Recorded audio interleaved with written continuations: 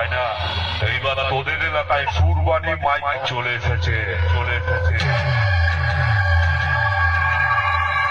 ঢাক বাজিয়ে শুরু করলো।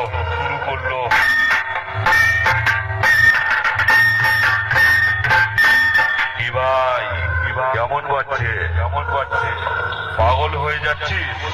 তারা সবে তো ঢাক বাজালো। এইবার গান আর বিট বাজাবে।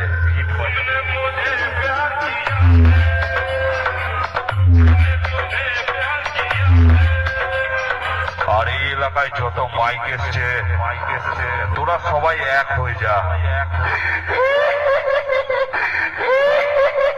আমি সেই পূর্ব বর্ধমান জেলার অম্বিকা বাংলার কুরবানি মাইক। ডায়লগ কম, কাজ বেশি।